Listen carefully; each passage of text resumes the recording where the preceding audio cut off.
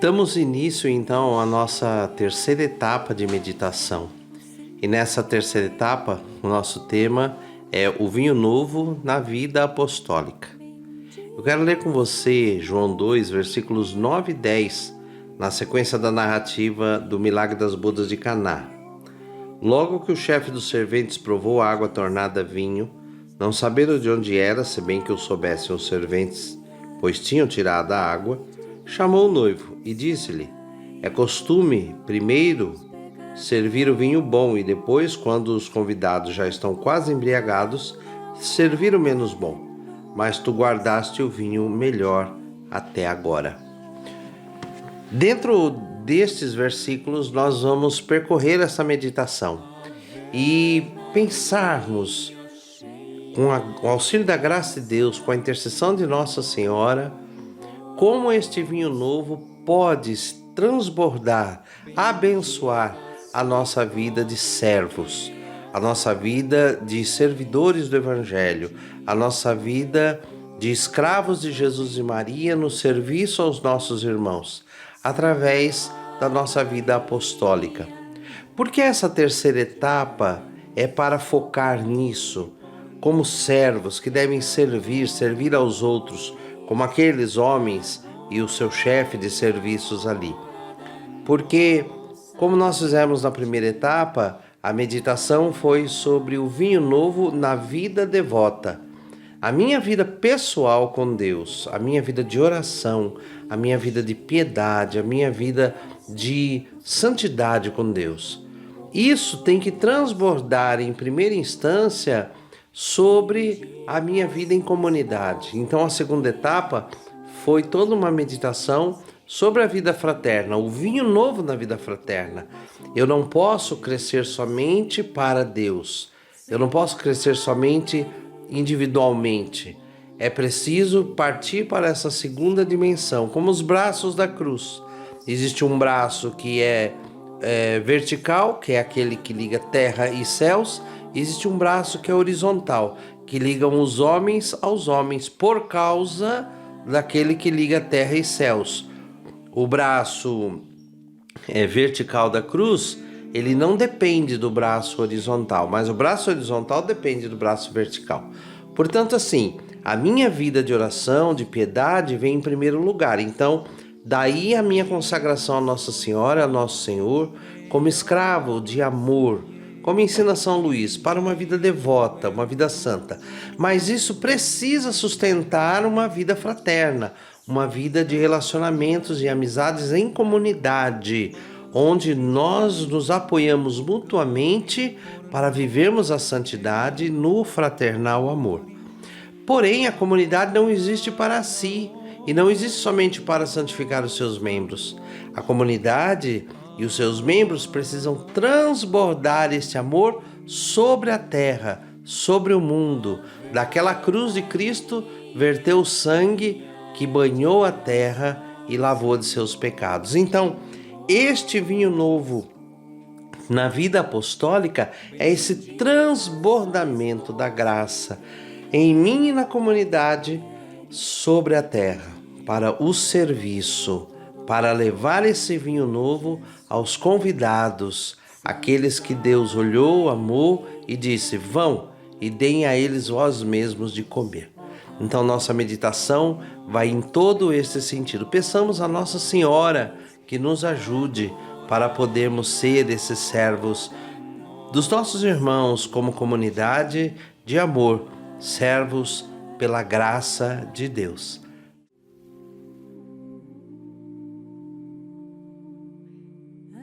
Notemos o seguinte: a primeira coisa que nós vemos neste momento em que o vinho, a água foi transformada em vinho e chega até a mão do chefe dos serventes. O texto diz: logo que o chefe dos serventes pega aquela água, logo que ele pega a água, assim, é imediato. Então, uma primeira coisa que nós precisamos pensar: o serviço cristão, o transbordamento do vinho novo tem que ser algo que nos movimente rapidamente, que nos coloque logo a servir.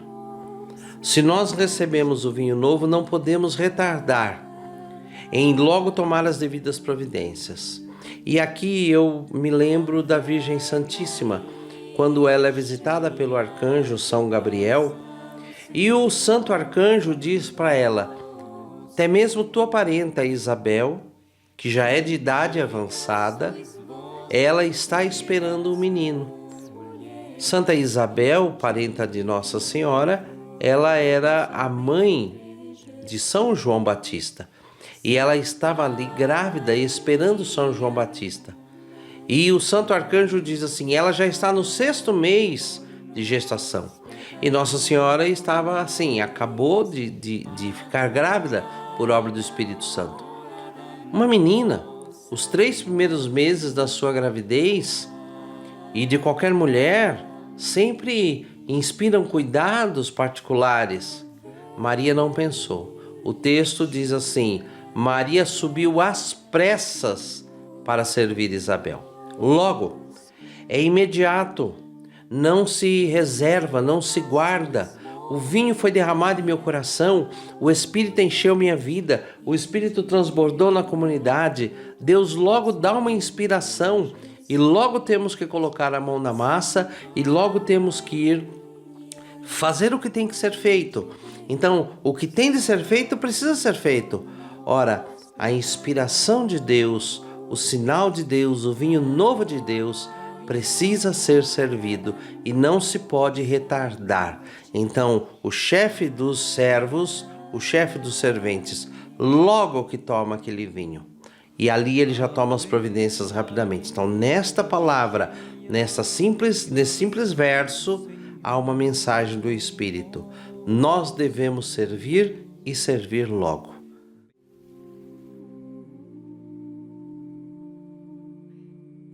O chefe dos serventes, ele prova a água tornada vinho. E o texto diz assim: ele não sabia de onde tinha vindo aquela água, mas os servos sabiam, pois eles tinham tirado a água. É curioso, ele experimenta a água tornada vinho e ele se admira diante daquilo. Ele faz a prova, ele faz a experiência. E isso era característico do serviço dessa gente. Por exemplo, no Antigo Testamento nós temos a história de Neemias. Neemias foi copeiro do rei Artaxerxes. E qual era a função do copeiro? De servir a mesa, mas não só servir a mesa. Ele tinha que tomar um pouco daquela bebida, porque era preciso proteger o rei. Se a bebida não estivesse boa ou envenenada, então morria o copeiro, mas não morria o rei. Ora, este serviço cristão, esse transbordamento do vinho novo, tem que passar pela minha experiência. Ainda que eu não saiba todas as coisas, ele não sabia de onde tinha vindo, mas ele estava ali para servir. Ele logo experimenta, ele é o primeiro a experimentar ali. Ele toma, ele faz não somente uma experiência pessoal, mas ele experimenta como parte do seu serviço. Nós temos que ter consciência de que a vida do Espírito, o derramamento desse vinho novo para abençoar a nossa vida pessoal e para abençoar a nossa vida comunitária, tem uma função. Não é apenas para o nosso deleite, não é apenas para que nós saboreemos, não, mas é para que nós o façamos em vista de servir. Ele experimenta o vinho, ele prova aquela água tornada vinho em vistas de servir aquele vinho. Lembre-se que a festa estava faltando vinho. Então, logo que aquele vinho chega, ele já toma as devidas providências, porque não há o que demorar. E ele já experimenta rapidamente, sem nem saber de onde o vinho tinha vindo. E ele podia até estar correndo algum risco, mas era preciso pôr a servir. Então, o vinho novo na vida apostólica, ele é esse transbordamento de um coração que anseia por servir o Evangelho, que anseia por abençoar a vida de outras pessoas. Isso precisa incomodar-nos, desestabilizar-nos, de maneira que a gente nem faça muitas perguntas, mas que rapidamente nós nos coloquemos a serviço, provemos o que é necessário. E claro, isso tudo por quê? Porque veio um vinho novo na nossa vida pessoal de oração, que transbordou na nossa vida comunitária e que agora vai ser servido numa vida apostólica fecunda, abençoada, como o Senhor desejar que seja feito. Por isso, este fato do homem logo provar e ele então já experimentar aquele vinho sem nem saber de onde vinha, ora, demonstra a sua disposição em servir os convidados da festa, porque é isso que precisa estar em nosso coração, a disposição para servir todos aqueles a quem o Senhor nos enviar.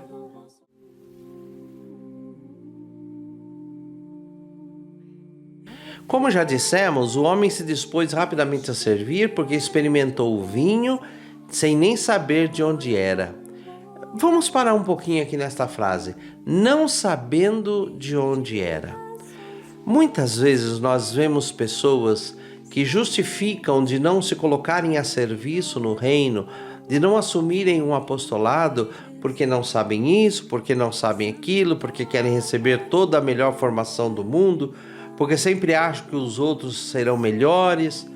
E às vezes, meus irmãos, isto é uma aparente humildade, mas, como eu digo, uma aparente humildade. No fundo, é o nosso próprio orgulho que nos diz, olha, não vá fazer e depois você não vai saber fazer e você vai passar vergonha. Veja bem, o homem não sabia de onde era, mas o homem confiava nos servos.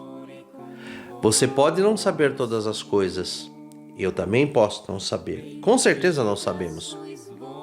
Mas é preciso confiar na comunidade que nos abraça, na comunidade que nos forma, na comunidade que nos envia. É preciso confiarmos-nos como uma equipe. O serviço cristão, a vida apostólica banhada desse vinho novo, passa por essa confiança de equipe. Eu não sei, e o que eu não sei, o meu irmão saberá. O dom que Deus me deu se complementará no dom do outro. Nós faremos juntos, eu não sei, mas os servos sabem de onde veio e eu confio neles. Ora, esta relação de confiança, esta relação de time, de equipe, esta relação de interdependência, os carismas do Espírito são dados a nós para que nós possamos exercer ministérios. Mas os carismas não estão completos neles mesmos, eles se complementam mutuamente. E isso tudo para quê? Para glorificar a Cristo. São Paulo diz isso lá na carta aos Coríntios. Por que é que recebemos os dons do Espírito? E os dons do Espírito são para a edificação de uns e aos outros, para nos edificarmos, para nos ajudarmos como comunidade, para o bem dos outros. É muito triste quando você olha numa comunidade, ministérios, apostolados, que nem se dialogam, que não se complementam, que não fazem o serviço das engrenagens, aonde um dente deixa vago, o outro dente entra e assim toda a máquina funciona. É tão triste quando olhamos às vezes uma paróquia e existe lá certos apostolados, certos ministérios, certos serviços, certas pastorais e que elas não dialogam umas com as outras, são forçadas apenas a reuniões, mas um serviço não complementa o outro, então a pessoa não é aquele que está sendo servido, que o Senhor trouxe, ele não é conduzido suavemente dentro de uma família onde ele é atendido nas suas várias necessidades para que também ele se torne servo. Não, ele é disputado por isso ou por aquilo. Ou alguém pode até dizer, esse não é meu serviço, não estou nem aí. Este modo de agir, esta ignorância que nasce desta vaidade Então eu preciso saber tudo e fazer minha parte e o resto não me importa, de forma alguma. É preciso confiarmos uns nos outros, é preciso nos ajudarmos e não precisamos saber tudo individualmente, porque a comunidade toda sabe tudo nas partes que cada um é chamado a servir. E é por isso e é nisso que o vinho novo da vida apostólica precisa manifestar-se. Isso é curativo e isso é abençoador. Pela graça de Deus o é.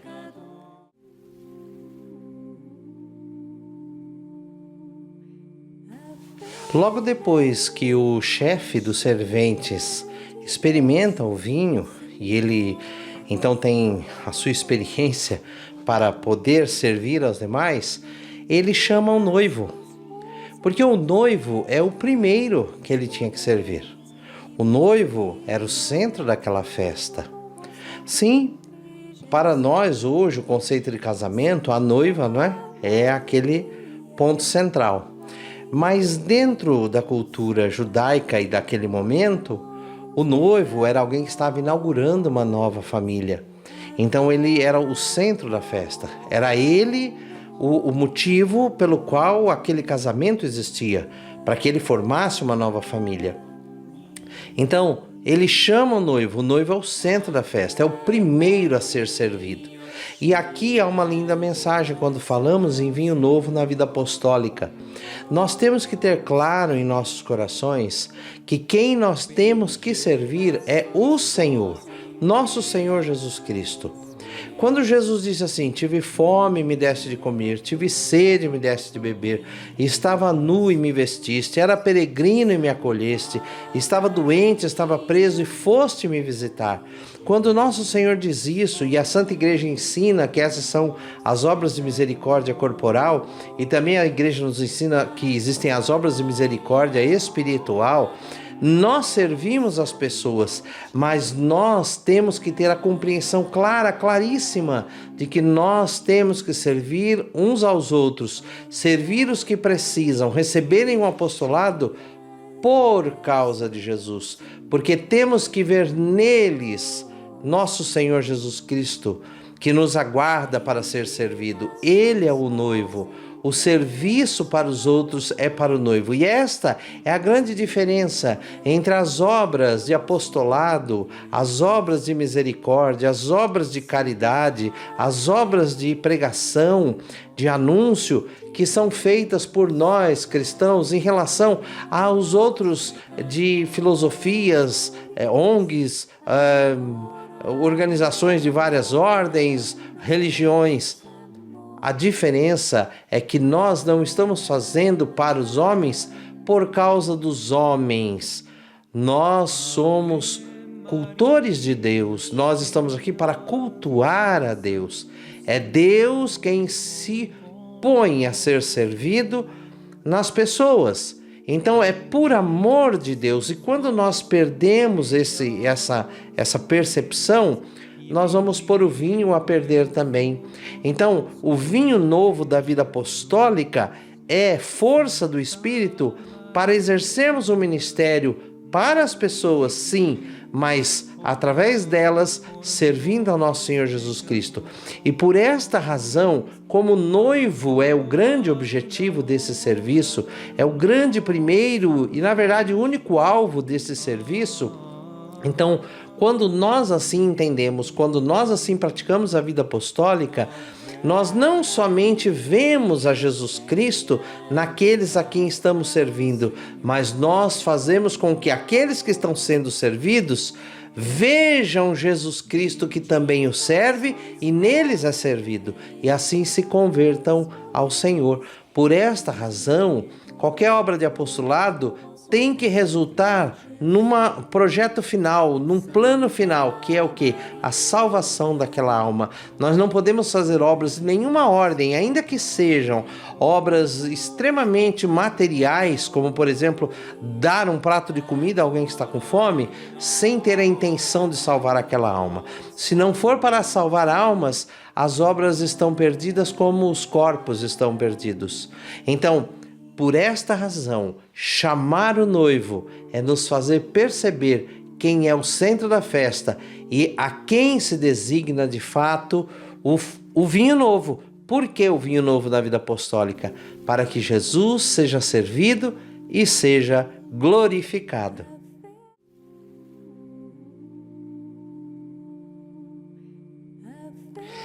No Evangelho das bodas de Caná, nós lemos que o chefe dos serventes chama o noivo e diz para ele: olha, é costume servir primeiro o vinho bom. E nesta frase que é costume servir primeiro o vinho bom, nós temos um elemento de meditação muito interessante e muito importante também. O quê? Tudo no começo é bom. O começo de uma festa é bom, o começo de um novo trabalho é bom, o começo de um novo relacionamento, de amizade ou amoroso, afetivo é bom, o começo de uma família, também o começo na vida comunitária, também o começo da vida de oração e também o começo no apostolado, na vida apostólica. Tudo é muito bom, tudo está cheio de novidades e nós estamos animados com aquilo tudo. Esses bons começos, eles são importantes, mas há um problema, não é? Quando nós nos detemos aos bons começos. Acontece que esse bom começo temos uma ótima disposição, toda novidade nos envolve, nós queremos fazer logo todas as coisas, temos ideias, temos planos, temos projetos e estamos completamente dispostos. Nós precisamos pedir ao Espírito Santo que nos dê um vinho novo, em que renove em nós aquelas disposições dos começos. Existe uma passagem no livro do Apocalipse em que o Senhor diz assim: renova o teu primeiro amor, restaura em ti o primeiro amor. Esta boa disposição do começo, da novidade, ela é importante como a largada de uma maratona, não é? Estamos bem dispostos, mas é preciso que o Senhor renove em nós isso constantemente, porque tendemos a ir nos afastando das boas disposições na medida em que vamos nos afastando cronologicamente daqueles começos. Então precisamos pedir nesse vinho novo para a vida apostólica que o Senhor renove em nós esses bons começos, que o Senhor reinflame o nosso coração com aquele primeiro amor. E aqui eu me lembro de um episódio do Antigo Testamento muito importante. Quando o povo de Deus saiu do Egito e foram atravessando o deserto rumo à terra prometida, um dado momento Deus disse a Moisés que deveria mandar um espião de cada tribo para a terra prometida, para chegarem antes e averiguarem como era a situação. Eles foram 12 homens, eram 12 tribos.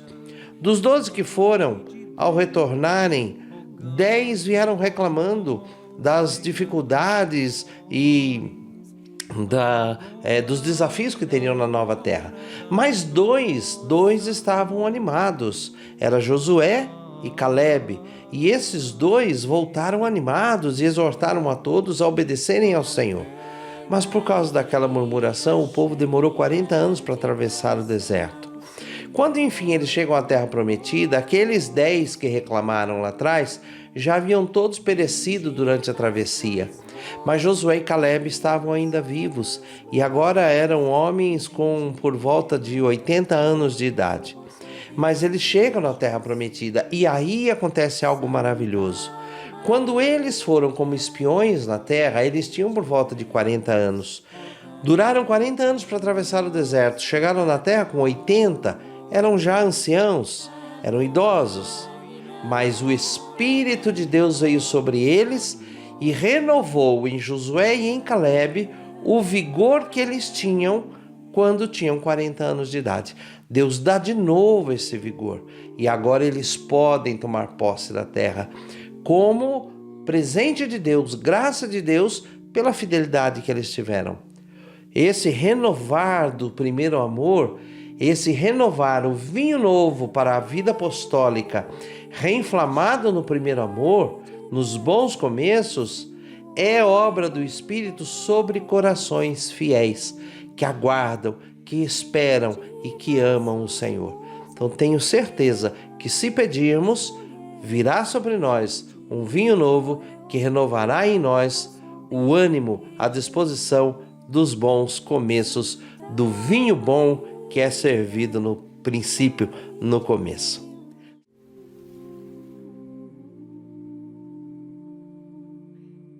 O chefe dos serventes diz também para o noivo que serve o vinho bom no começo, mas quando os convidados estão quase embriagados.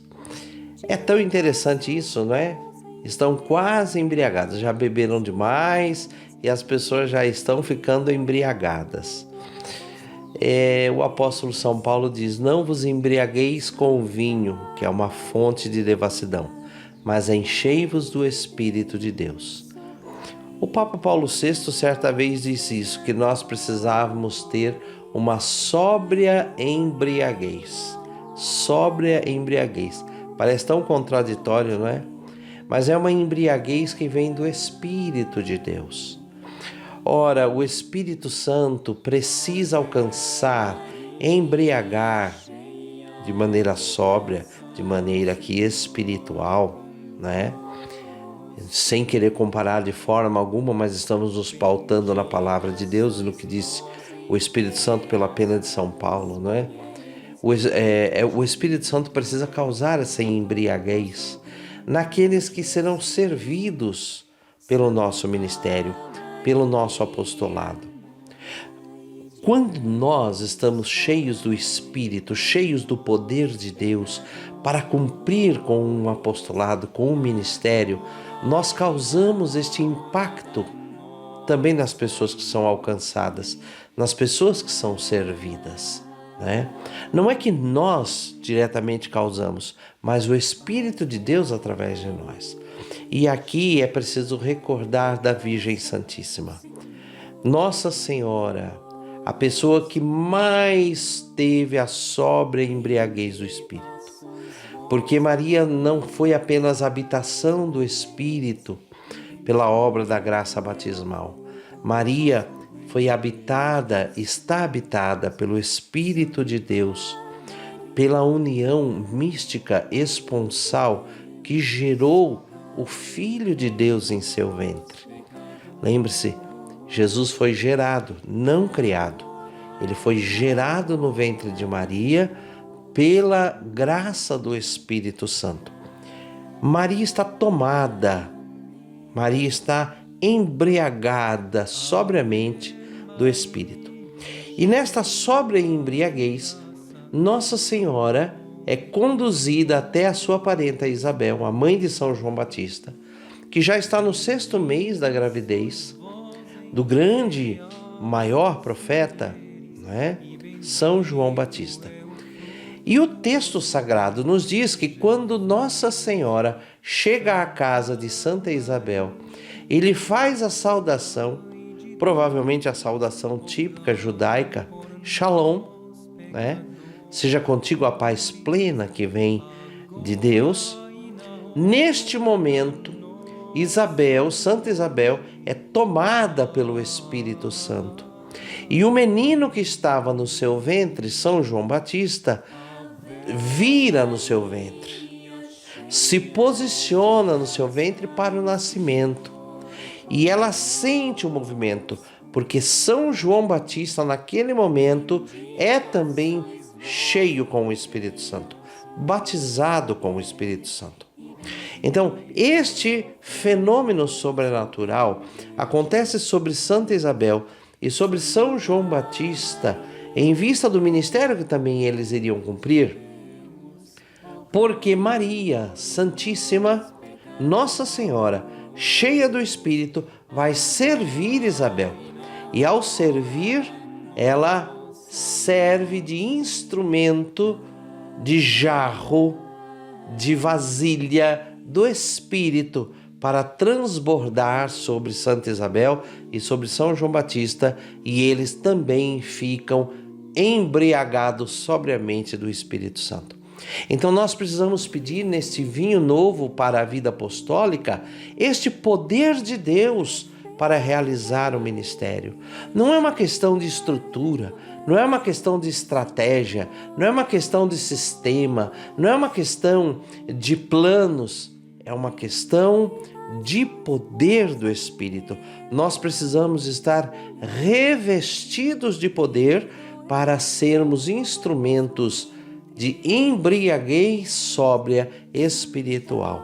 Então, se queremos que os convidados, que aqueles que o Senhor convidou para a festa, que são os que estão lá nas praças, nas encruzilhadas, os que ninguém convida, os aleijados, os cegos, os coxos, os mancos, os paralíticos, os leprosos, os pecadores, para que eles sejam abençoados com o nosso apostolado e realmente tenham a experiência de Deus, nós precisamos estar cheios do Espírito para transbordar desta sóbria embriaguez. E assim eles ficam embriagados também do Espírito Santo de Deus.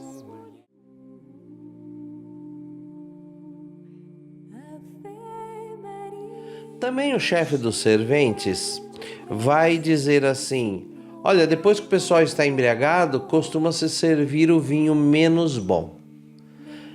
Ele usa uma expressão para dizer assim, não é um vinho ruim, não é servir qualquer coisa, mas já não é um vinho de primeira qualidade, já não é aquele vinho bom do começo. As pessoas já estão agora tomadas. E aqui eu sinto o Espírito de Deus nos falar sobre um problema que pode ocorrer e que geralmente ocorre na nossa vida apostólica, que é a perda de motivação, que é a perda da alegria de servir, que é a perda da disposição do ânimo, que é muito comum ocorrer em todas as atividades humanas. Lembre-se que nós já falamos sobre aquele vinho bom, que é aquela motivação primeira e que precisa sempre ser renovada em nós. Mas é bem verdade o fato de que a gente perde a motivação com o tempo e por isso precisa ser renovado. Agora, é preciso que nós sejamos honestos conosco mesmo. Onde estamos buscando a nossa fonte de motivação? Porque para existir motivação é preciso existir motivos. Aquilo que nos motive, que seja o motivo do nosso ministério. Se o nosso motivo de apostolado é a alegria das coisas que fazemos, é o número de pessoas que atendemos ou que fazem parte da nossa equipe, é o brilho que isso tem diante da igreja, diante do mundo, se a nossa fonte de motivação é porque ganhamos algum lucro com isso, em qualquer ordem que você queira pensar sobre lucro, então, de fato, a nossa motivação está errada. E aí perderemos a motivação. E aí começaremos a não servir mais um vinho bom, mas servir um vinho menos bom. É preciso voltar à verdadeira motivação. Eu me recordo de um episódio que eu li certa vez em um livro sobre apostolado, sobre ministério, em que o autor relatava um fato de que uma equipe de servos de um grupo de oração viam seu grupo de oração estar se desfazendo, perdendo a motivação. E então eles estavam num momento de oração perguntando a Deus o que é que estava acontecendo. E nesse momento o coordenador daquele grupo começou a ter uma palavra de conhecimento. O Espírito Santo começava a mostrar no espírito daquele homem a imagem de um belíssimo chafariz de cristal, lindíssimo, que jorrava uma água cristalina, puríssima, e muitas pessoas vinham beber daquela água. Mas aconteceu que o chafariz foi parando de dar aquela água. E na medida em que a água foi parando, mas as pessoas vinham, o chafariz começou a se dissolver. E como ele era de cristal, o cristal foi ficando líquido e parecido com a água, ia sendo bebido pelas pessoas. Mas as pessoas iam bebendo e morrendo, porque não se pode beber cristal, não se pode beber vidro líquido. E aí as pessoas iam morrendo e outros não iam vindo mais, porque viam o que estava acontecendo e o chafariz estava se dissolvendo. Então o Senhor deu a eles o entendimento. O Senhor dizia: o chafariz de cristal belíssimo era a minha obra em vocês. A água pura que as pessoas vinham beber era o meu espírito. Mas na medida em que vocês pararam de dar do meu espírito e começaram a dar de vocês mesmos, neste momento as pessoas começaram a se adoecer. E este é o motivo pelo qual estão da maneira como estão. Ora, aqui há uma chamada de Deus para nós. Nós não podemos perder o foco real, o foco de poder. A motivação tem que ser aquela de servir ao Senhor, alegrar ao Senhor e fazer o bem aos nossos irmãos. Se vamos perdendo essa motivação e começamos a trocar por outras, então nós começamos a dar um vinho que não é tão bom. E aí nós imaginamos que porque as pessoas já sofreram certa embriaguez, elas não notarão. Mas então elas notarão e começarão a ir embora da festa e dizer assim: isso aqui está muito ruim. Ora, meus irmãos, vinho mau só dá dor de cabeça. E vinho bom traz a verdadeira alegria. Então nós precisamos pedir que o Espírito Santo nos dê um vinho novo na nossa vida apostólica, a fim de que a gente não perca a verdadeira motivação e sejamos sempre fonte de vinho bom, de água viva do Espírito Santo. E por isso precisamos pedir renovação continuamente e não cairmos no orgulho, na vaidade de achar que já sabemos e por isso as pessoas já estão embriagadas, por isso podemos dar-lhes qualquer coisa. Não, nós precisamos continuar servindo um vinho bom. Por isso, vem Espírito Santo e renova em nós as boas disposições e a verdadeira motivação, que é a glória de Deus.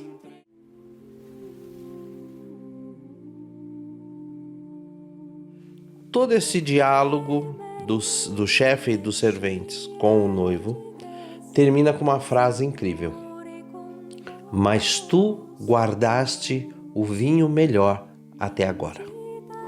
Ora, nós dissemos que no começo se serve um vinho bom, e quando as pessoas já estão embriagadas de um vinho bom, costumava-se servir um vinho menos bom. Portanto, existe um vinho bom e existe um vinho menos bom. Mas agora estamos falando de um outro tipo de vinho. É o vinho melhor. Não é um vinho bom, é o vinho melhor. Guardaste o vinho melhor até agora. Vamos recordar que este episódio das bodas de Caná, ele está nos falando sobre a grande renovação que o Pai ofereceu à humanidade em Jesus Cristo, quando já estava caduca aquela primeira velha aliança, que já não podia mais trazer aos homens a comunhão com Deus. Então nosso Senhor vem. Jesus é o vinho melhor. Maria Santíssima é aquela vasilha que comporta o vinho melhor. Lembre-se que por isso Nossa Senhora é instrumento para o enchimento do Espírito ao transbordamento em Santa Isabel e São João Batista, porque Nossa Senhora carregava dentro de si o vinho melhor. Não apenas o Espírito Santo de Deus, mas aquele que o Espírito havia gerado em Maria Santíssima. O vinho melhor é Jesus Cristo. Se nós pedimos ao Senhor que nos dê um vinho novo para a vida apostólica, isso deve equivaler a dizer: enche-me, Espírito Santo, a ponto de que já não seja mais eu quem viva, mas Cristo quem vive em mim. Enche-me, Espírito Santo, a fim de que eu já não faça mais as obras de Deus pela força da minha disposição, mas que eu as realize pelo poderoso nome de Jesus, que seja o próprio Senhor Jesus realizando. Por isso Jesus disse: as obras que eu faço, vocês farão e farão ainda mais, porque farão em meu nome. Mas Jesus não está dizendo de uma fórmula mágica, usar o nome dele simplesmente. Jesus está nos falando de que ele mesmo fará a obra através de nós. Ao usar o nome de Jesus, nós temos que estar na autoridade de Jesus. É como um guarda. Um guarda de trânsito, você vem durante o trajeto com seu carro e de repente tem um guarda de trânsito que aponta e manda que você encoste o carro. E você não encosta, você desobedece e segue. O guarda manda, ele interrompe seu trajeto e pode inclusive multá-lo e até prendê-lo em nome da lei. Por quê? Porque o guarda tem um poder mágico de parar carros e de amordaçar pessoas? Não, porque ele tem poder, autoridade que lhe foi conferida pela lei. Ora, nós temos que ter a autoridade conferida pela graça, a autoridade de Jesus, do poderoso nome de Jesus, da presença poderosa de Jesus. Então, o vinho novo, o vinho melhor, é o próprio Jesus quem se dá. Portanto, meus irmãos, ao pedirmos agora, Senhor, nos dê um vinho novo na vida apostólica, Ele guardou para nós um vinho melhor, porque o mundo continua com fome, com sede. Jesus disse, nem só de pão vive o homem, mas de toda a palavra que sai da boca de Deus. E São João, no começo do seu evangelho, diz, no princípio era o verbo, a palavra, mas a palavra se fez carne e habitou no meio de nós. Jesus é a encarnação da palavra, Jesus é a palavra, é o pão da palavra que alimenta os homens. Quando Jesus multiplica os pães e os peixes, naqueles pães e peixes está o mistério da doação de Cristo aos homens, que vai alimentá-los. Jesus vai fazer dos homens novos peixes para alimentar novos homens, e Jesus, o pão da vida, vai fazer de nossas vidas hóstias vivas, pães vivos para servir e alimentar novas pessoas.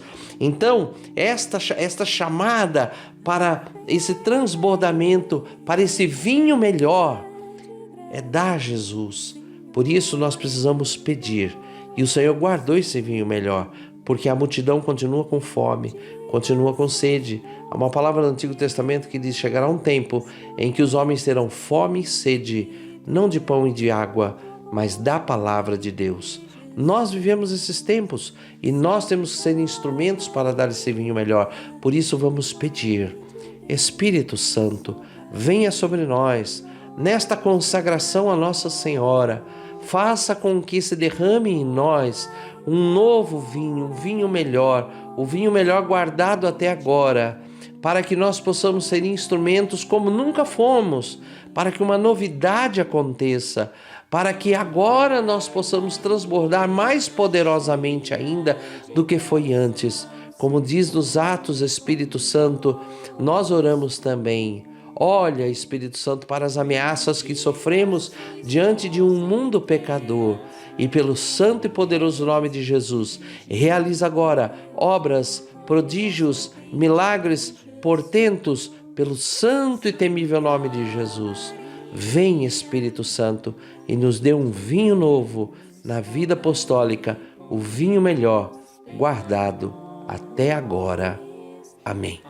Rogai por nós, Santa Mãe de Deus, para que sejamos dignos das promessas de Cristo.